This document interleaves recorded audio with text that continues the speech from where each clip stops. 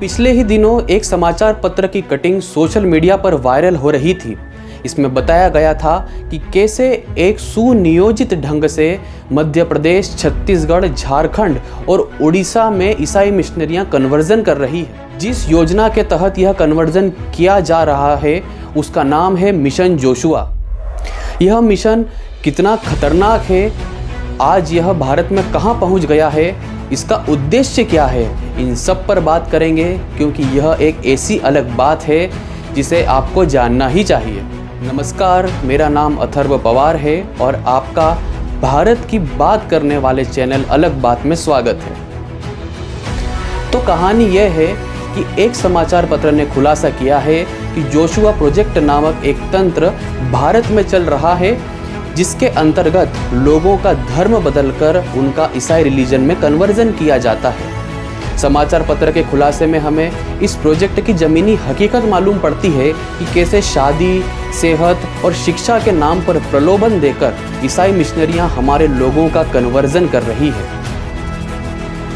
इस Joshua project की एक वेबसाइट भी है जिस पर इसके द्वारा बताए गए दावे चौंका देते हैं और यह सोचने पर मजबूर भी कर देते हैं कि कितने सुनियोजित ढंग से, कितने प्रोफेशनल ढंग से यह तंत्र भारत में पैठ बनाकर कन्वर्जन कर रहा है।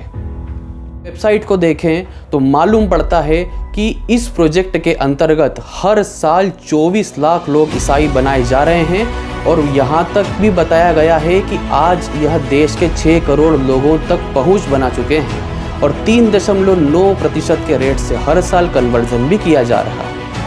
प्रोजेक्ट के अनुसार भारत में हर 100 व्यक्ति में से 4 लोग कन्वर्जन कर रहे हैं। वेबसाइट पर देखा जा सकता है कि भारत के लोगों का इन मिशनरियों ने 2272 वर्गों में वर्गीकरण किया है और आपको यह जानकर आश्चर्य होगा कि यह मिशनरी भारत के अपने बांटे वर्गों में से 231 वर्गों तक अच्छी खासी पैठ बना चुकी है।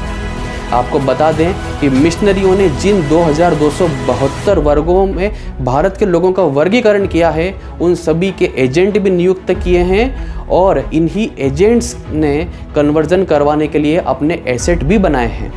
हर एक वर्ग को कन्वर्ट करने के लिए इन्होंने पूरा एक इकोसिस्टम का जाल बनाया है और यह ऐसा जाल है कि गलती से भी आप इसमें फंस जाते हैं तो यह ईसाई मिशनरियाँ आपकी मूल पहचान और आपकी मूल संस्कृति छीन कर आपको एक ईसाई बनाकर ही छोड़ेगी।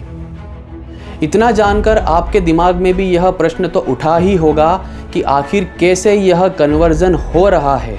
तो आपको बता दें कि इसके लिए एक पूरा इकोसिस्टम बना है जिसमें अलग अलग लोगों के काम और पदवी बटी हुई है।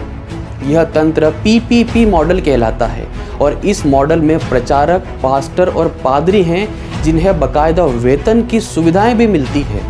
इस मॉडल में सभी का काम किसी स्लीपर सेल की भांति बटा हुआ है। जोशुआ प्रोजेक्ट के अंतर्गत जो ग्राउंड वर्क इस PPP मॉडल के रूप में चल रहा है उसमें प्रचारक सबसे छोटी यूनिट है।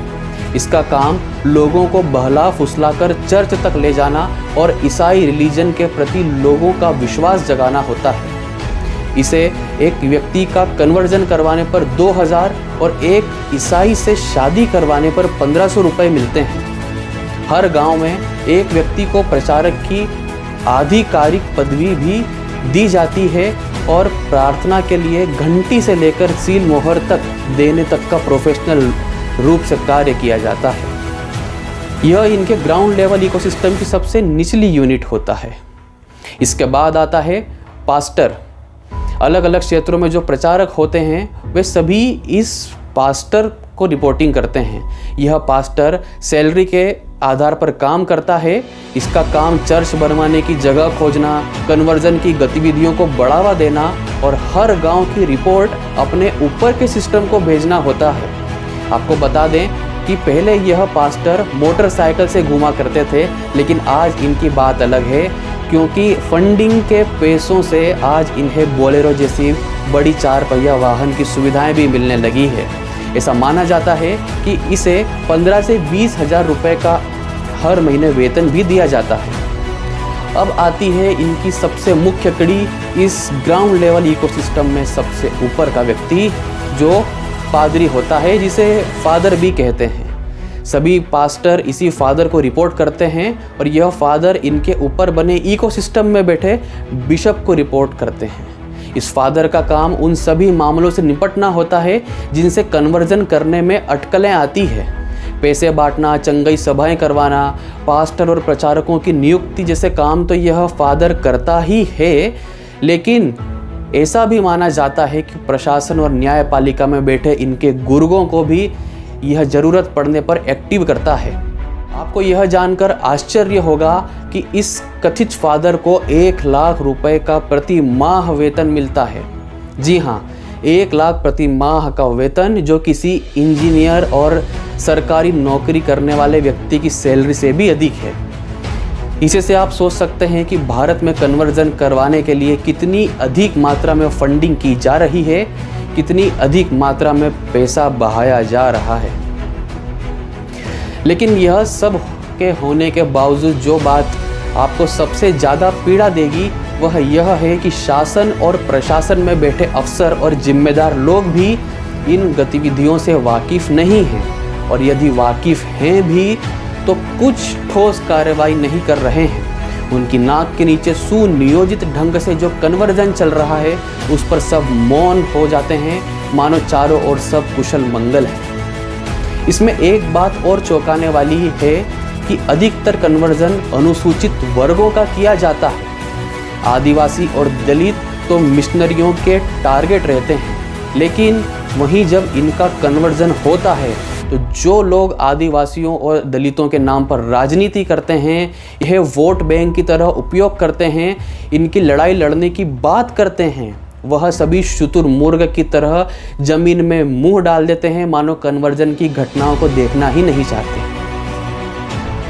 जब ईसाई मिशनरियां लोगों से अपनी मूल पहचान और संस्कृति छीनती है तो उस समय ऐसे लोगों का मौन रहना इनके दोहरे चरित्र को बताता है कि कैसे यह मिशनरियों द्वारा हो रहे कन्वर्जन के खेल को मौन समर्थन दे रहे हैं। भारत में ईसाई मिशनरियां आज कहां तक पहुंच गई है, कैसे कन्वर्जन कर रही है, उनका तंत्र यानी इकोसिस्टम कैसे काम कर रहा है, इसका छोटा सा नमूना आपने इस वीडियो से समझा। लेकिन यह यहाँ तक ही सीमित नहीं है। कन्वर्जन का मायाजाल और इनका इकोसिस्टम इतना विशाल है कि एक छोटे से वीडियो में इसे समझाना सागर को घड़े में समेटने जैसा असंभव है। यह जोशुआ प्रोजेक्ट तो एक हिस्सा ही है, लेकिन जब इनके तार जोड़ेंगे तो यह अमेरिका, यूरोप, CIA और विदेशी यूनिवर्सिटी तक पहुंच जाएंगे। यह सब आपको बताया जाएगा। भारत से लेकर पश्चिम की भूमि तक का तंत्र भी बताया जाएगा, और भारत के हित के लिए जो भी विमर्श आवश्यक हैं वह भी आपको बताए जाएंगे। लेकिन उसके लिए बस आपको एक काम करना होगा, आपको इस वीडियो को लाइक करना होगा, अपने मित्रों में भी जागरूकता बढ़ाने के लिए इसे शेयर करना होगा, और इस चैनल को सब्सक्राइब तो करना ही होगा। इसलिए यह सब कर लीजिए और जुड़ जाइए आपके चैनल अलग बात से। धन्यवाद।